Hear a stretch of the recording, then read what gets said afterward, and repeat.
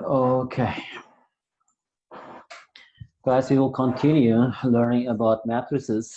So in the first parts, right, the first section of this chapter, we talk about matrix operations. When we say operations like adding two matrices, subtracting two matrices, or subtracting one matrix from another one, multiplying a matrix by a scalar, and multiplying two matrices together, and the power of a matrix and transpose of a matrix. But now here we'll talk about matrix algebra. Matrix algebra means that is the properties of these operations. Okay, so in some ways, actually, the arithmetic of matrices generalizes that of vectors. As you notice, actually adding two matrices, not multiplying maybe, but multiplying a matrix by a scalar or subtracting a matrix from another matrix is very similar to vector operations. And you will see that a lot of things are so similar, but somehow matrix is a more general form of these operations, because when you just consider the rows or matrices, the columns of a matrix, it looks like a vector. Anyway, let's see. So first, let's start with algebraic properties of matrix addition and scalar multiplication. As you notice here, it is very, very similar, maybe exactly the same like real number. We know that a plus b equals b plus a. That is what is it, commutative under addition. So the second one is a plus b plus c. That means that first, if you're given three matrices, if you just add a and b, and after that add matrix C, or first add matrix B and C together, and after that add the result to matrix A, we will get the same result. And here we have zero matrix. That means that all the entries are zero. If you just add it to any matrix, the result will be A.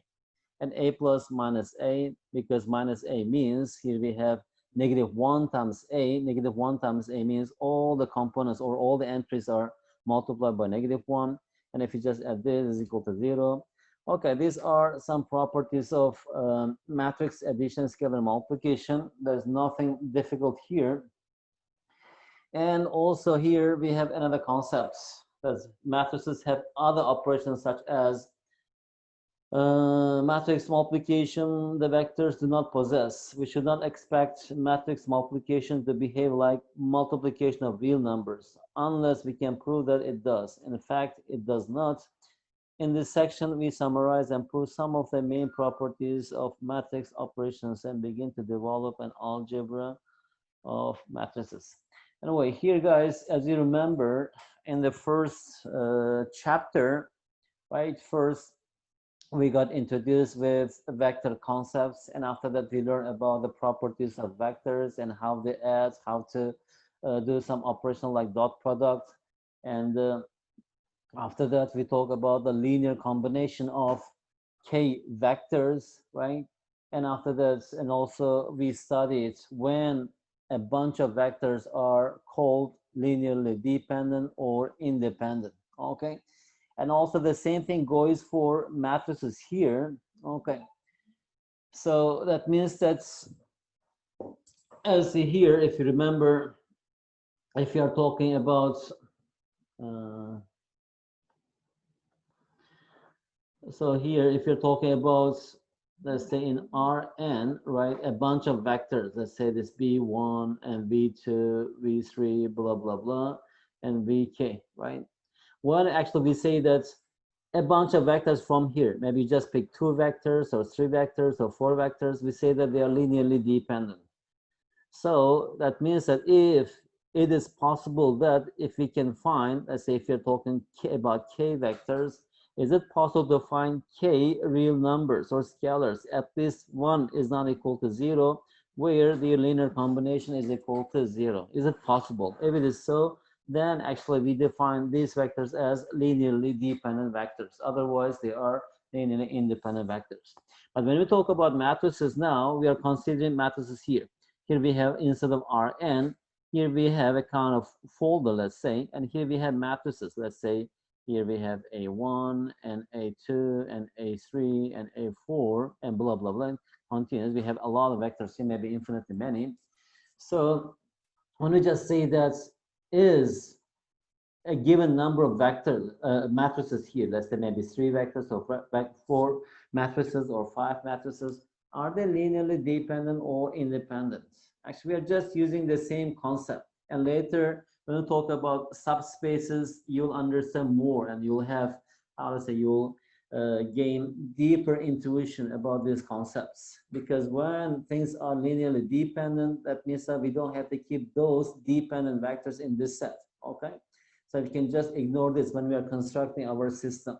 So we only need linearly independent elements there. Anyway, first let's answer this question. It says that here we are given two matrices. A1 is this, A2 is this. The question is B another matrix, a linear combination of A1 and A2? So that means that here we are talking about kind of set, and here we have 3 matrices. This one is A1, and this one is A2, and here we have B. The question is actually, is B a linear combination of A1 and A2? Means linear combination A1 and A2. Does it produce this matrix B or not? Okay, that's the question.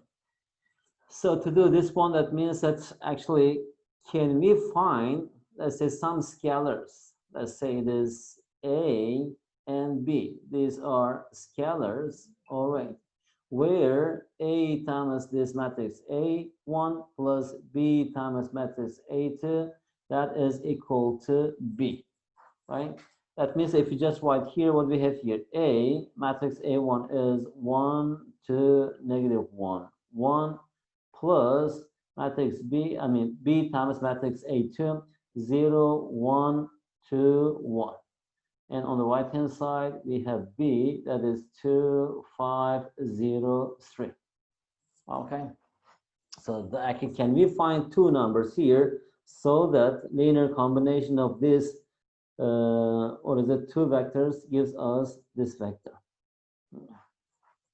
So is it possible? If it is possible, then we will see that actually this thing will be, we will call them actually are linearly dependent, otherwise linearly independent. Anyway, just here we are trying to understand the concept and how it works, and later we will see where we use it. So here, that means that if we just multiply this scalar by this matrix, here we will have A, and here we have 0, right, that's equal to 2.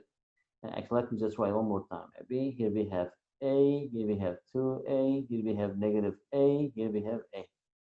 Plus, and here we have B times 0, it is 0, B times 1, that is B, B times 2, that is 2B, B times 1, that is B. On the right hand side, we have 2, 5, 0, 3. Okay. Now, we know how to add two matrices, right? And we know that when two matrices are equal, if all of their corresponding entries are equal, from here I will get this equation. A plus 0 is equal to 2. So here we have A equals 2. Well, I got only 2. And 2A plus B equals 5. So here we have 2A plus B is equal to 5, right? And I can continue here, minus A plus 2B minus A plus 2B minus A plus 2B equals 0. And one more, A plus B equals 3. So A plus A plus B is equal to 3. So now from here, A equals 2. If A equals 2, it is 4. B must be equal to 1. Does it work? Minus 2. Okay, 2 plus 1 actually satisfies all these equations. That means that actually here, A equals 2, B equals 1. So here we have 2 times A1 plus A2. It gives us, or it produces matrix B. That means that our answer to the question is yes. Yes, this matrix B is a linear combination of matrix A1 and matrix A2. In another example, how about this question? Is this C a linear combination of A1 and A2? So in similar way, that means that can we just find, let's say it is X and Y, these are real numbers, where x times a1 plus y times a2 is equal to c. Right? So x times a1 plus y times a2, if you have already noticed here, we just multiply this by x, this by y, and adding them together, it must be equal to this. So if you multiply this by x, so here we have x multiplied by 0, that is 0 equals 3. And second one, multiply 2 by x, that is 2x, and here we have y times 1 plus y, that's equal to here 7. And third one, here we have minus x and multiplied by y plus 2y. On the right hand side, here we have, what is it? 1. And the last one multiplies by x, so it is x plus multiplies by y, that is y. On the right hand side, here we have 6, right?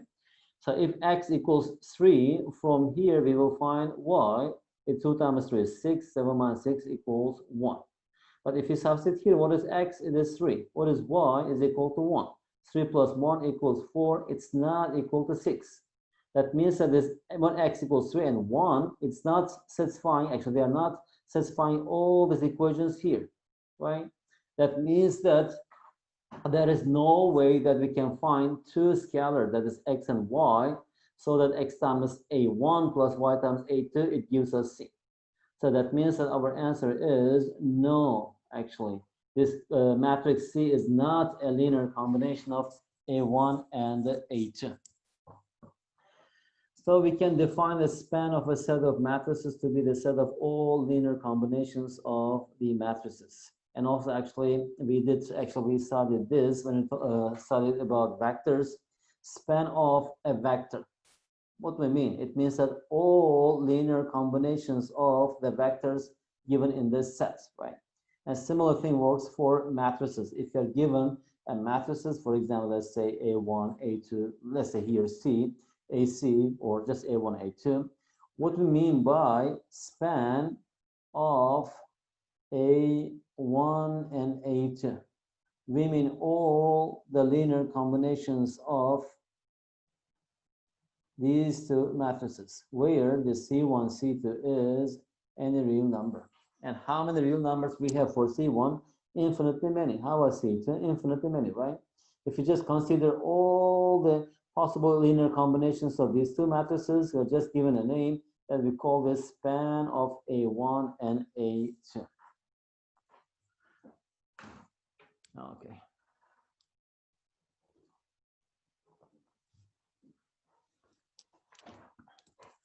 Another example, find the general form of the span of the matrices. Okay, find the general form of the span of the matrices. Let's use a purple. So actually, to do this one first, span of this one, right? Actually, that means that if you just multiply this A1 and A2 by some number, let's say A times A1 plus B times B1. What do we get here? A times A1, here we have A to A, negative A, and the A, right? Plus, and here we have B, that is 0, and here we have B, and here we have 2B, and here we have B. Or if you just add them, here we will get A plus 0 is A, 2A plus B. Here we have 2A plus B, and negative A plus 2B. So here we have negative A plus 2B, and A plus B. So here we have A plus B, right? Actually, what do we get here? Actually, these things, right? It gives us all the linear combinations of these two vectors. Because, for example, let's say if A equals 1, B equals 2, you get one matrix, right? Or A equals 0, B equals negative 1, we get another matrix. A equals something, B equals something, it gives us another matrix, right? The question is, how do we describe this thing? Okay, how do you describe the thing? So to do this one, let's say, okay, fine.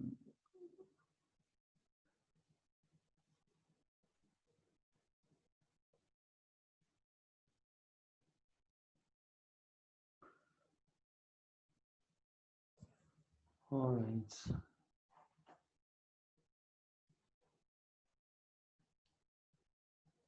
All right.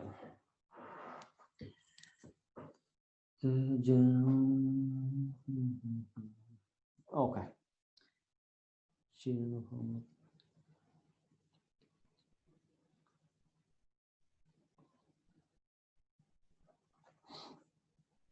Next question. Another example,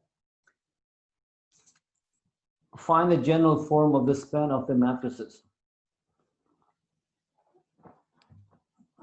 So general form of these matrices. That means that we need to see what is actually this span of this A1, A2, A3 look like, right? So if you just write here, let's say this A times A1 plus B times that is A2 plus C times A3. Here A, B, C are real numbers.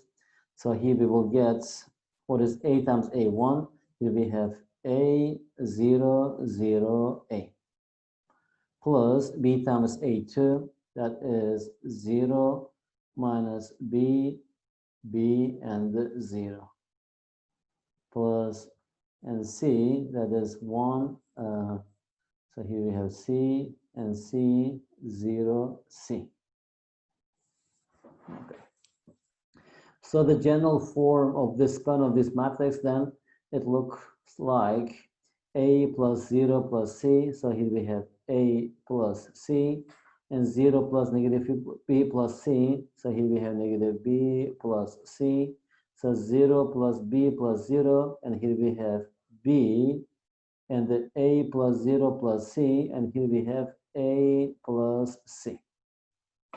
So general form of the span of these matrices look like this, right? That means that here we have the sum of A and C, and here we have B minus B plus C and A plus C.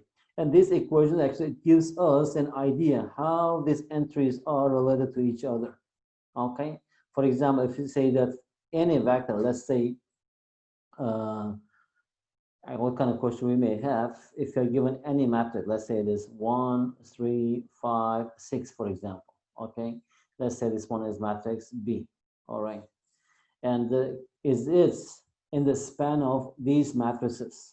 That means that can we just write as a linear combination of these matrices? Is B a linear combination of these matrices? We should answer this question, but is it possible to write this entry, this one, as a sum of A plus C, and 3 minus B plus C, right? 5, that's equal to B, and A plus C equals C. So if you just answer this, is B in the span of this A1, A2, A3, to do this one, we should just check this one. For example, A plus C, it should be equal to 1. For this matrix to be in the span of these matrices, A plus C must be equal to 1. And minus B plus C, minus B plus C, it should be equal to 3. And here we have B, that's equal, it must be equal to 5. And A plus C, it should be equal to, what is it, 6. So now what we have here, just we got a system here, right? Actually, we can use just Gauss-Jordan method or the method to solve this, but just a simple system. B equals 5. From here, we can get that C equals 8. And if C equals 8, from here, A equals minus 7, right? If AC, what is A? A equals minus 7, and here we have minus 7 plus 8, which is equal to 1. That's not equal to 6. So that means that B is not in the span of these matrices. It does not belong to this space. I mean, the space that is formed by these 3 matrices. Okay.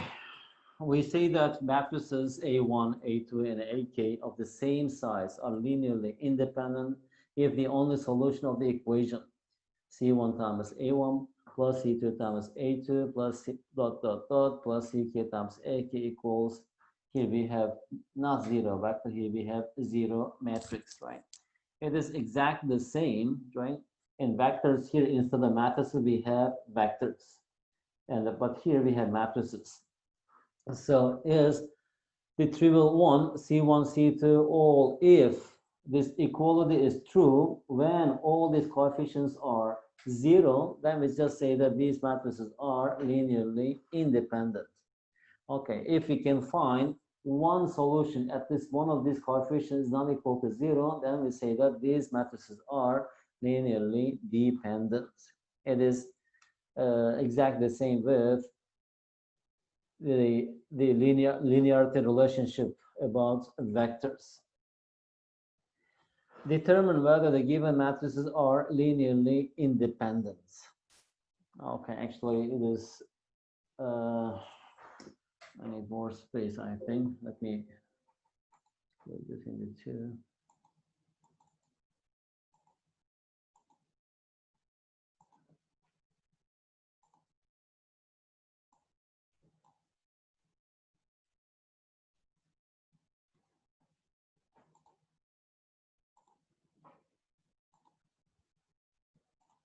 Okay.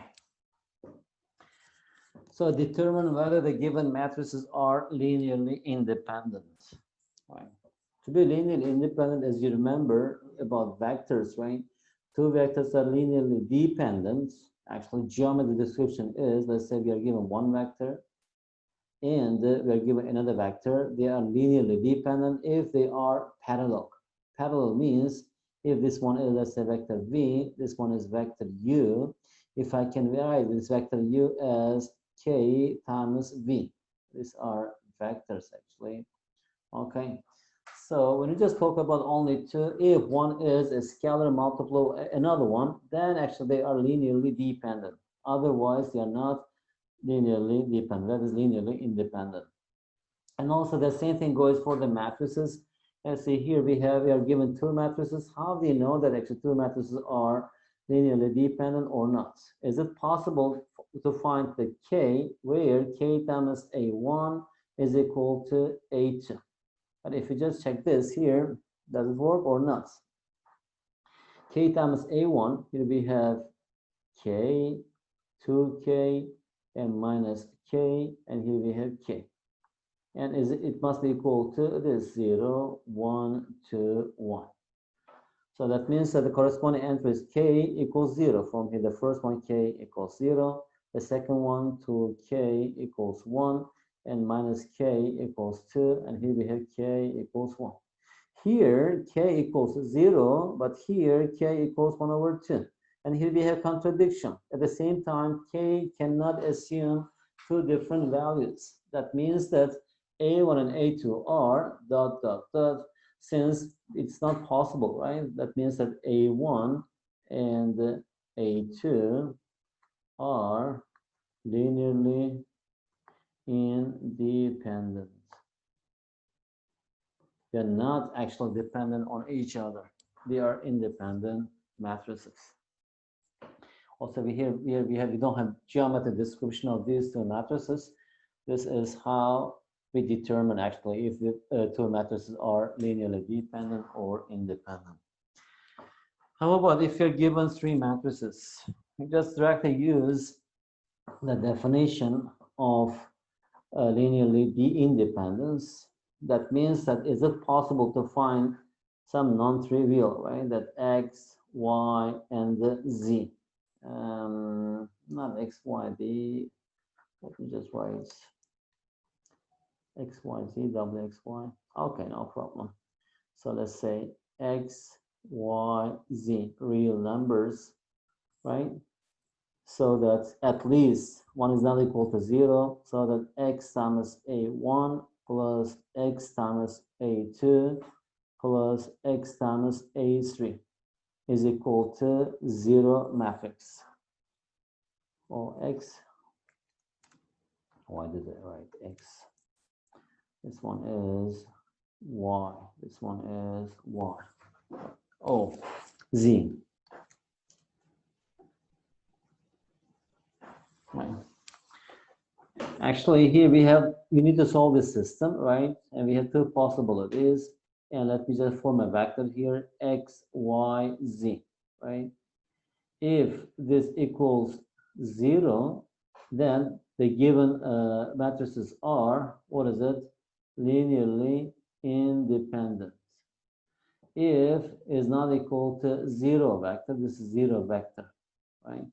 It's not 0 vector means at least one component, right, is not equal to 0. Then that is linearly dependent. Right? To determine this, we need to solve this system.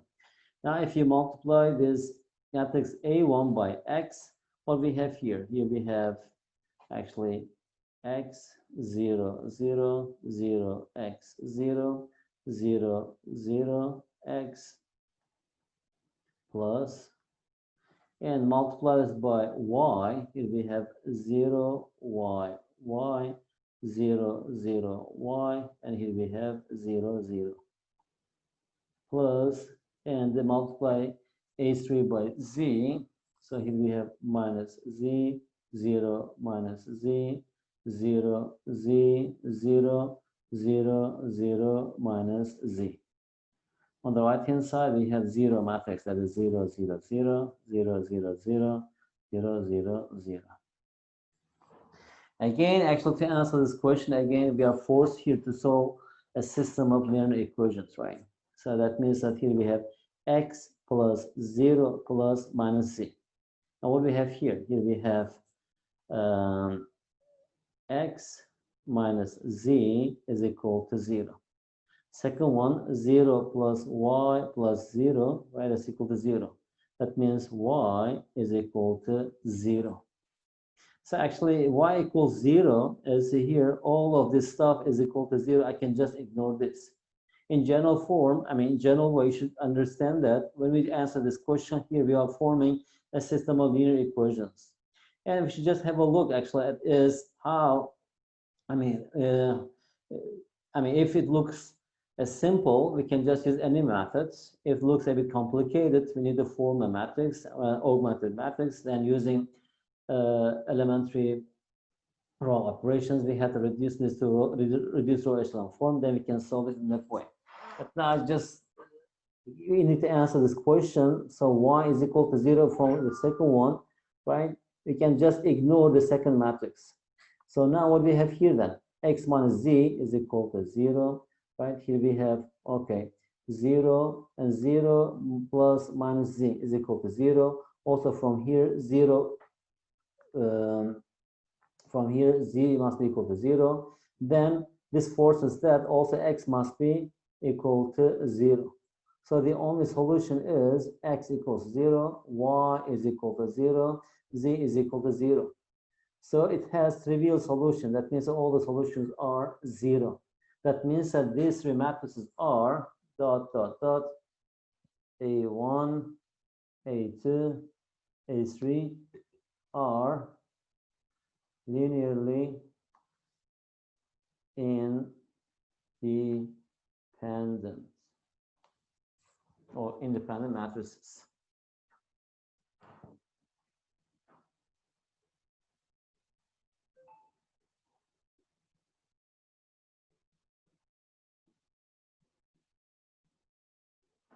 Okay. All right. Let's continue. Properties of matrix multiplication. At the beginning, actually, we talked about properties of matrix addition and subtraction, right? Scalar multiplication. And here, you'll just see that A times B in general is not equal to B times A. And that is the main difference between the multiplication of two real numbers and multiplication of two matrices.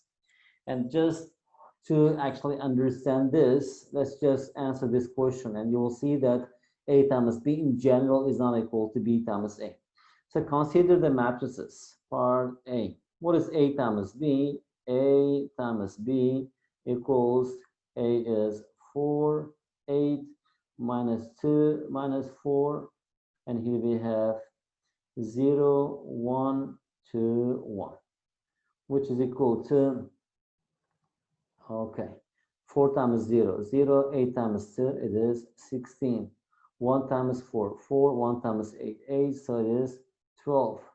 Negative 2 times 0, 0 minus 4 times 2 minus 8. 1 times minus 2 plus 1 times minus 4, that is minus 6.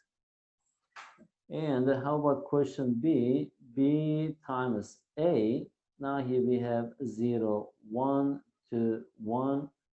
And here we have 4, 8 minus 2 minus 4, which is equal to 4 times 0, 0, 1 times negative 2, negative 2. 0 times 8, 0, 1 times negative 4, negative 4. 2 times 4, it is 8. 1 times minus 2, minus 2, so it is 6. 2 times 8, 16. 1 times negative 4, so that is 12. And obviously, these two matrices are not equal. That means that A times B is not equal to B times A. So actually, just one counter example is enough to say that in general, A times B equals B times A. That means that we cannot claim that A times B equals B times A. Under some conditions, actually, A times B may be equal to B times A, and also we'll answer this question later. But in general, matrices do not have commutative property under multiplication. That means that A times B is not equal to B times A. So now how about C? It says that find A squared. What is A times A? A times A, that is A squared. What is A squared? Here we have 4, 8, right? Minus 2, minus 4. And here we should also multiply this by 4, 8, minus 2, minus 4. Another way to multiply in an easier way is, as you see here, all these components have a common factor of 2, and also this one common factor of 2. 2, take this out, 2, take this out, so here we have 4. So what do we have here? Here we have 2, 4, here we have negative 1, 2. And here we have 2, 4, negative 1, 2, which is equal to 4 times 2 times 2. 4 and 4 times negative 1, it is negative 4, that's equal to 0. 2 times 4, it is 8. 4 times 8, 2 is 8, so that is 16. How about here? Negative 1 times 2, negative 2, and then negative 2, so here we have negative 4. Negative 1 times 4, negative 4. 2 times 2 is 4, so that's equal to 0. Or still, I can just take this 4 out, that's equal to 16. So here we have 0, 4, negative 1, 0. Okay. All right, so now we have one more thing that we should know. A times B is not equal to B times A. Properties of matrix multiplication. Let A, B, and C be matrices whose sizes are such that the indicated operations can be performed, and let K be a scalar. And we know actually under what condition we can multiply matrix A by B, or matrix B by C, or matrix A by other matrix, right? So we have the first property. If you're given 3 matrices, then A times B times C, that means that first, if you multiply B by C, and after that multiply A by the result, is the same as A times B and multiply by C. And the second one is if you have A times B plus C, that's equal to A times B plus A times C. It's not difficult to say this. And also C is the same property, similar property. How about D? Actually, we used this property in the previous example. K times A times B, that's equal to K times A times B. It's a scalar. First, multiply all the components of A by K, then multiply by B.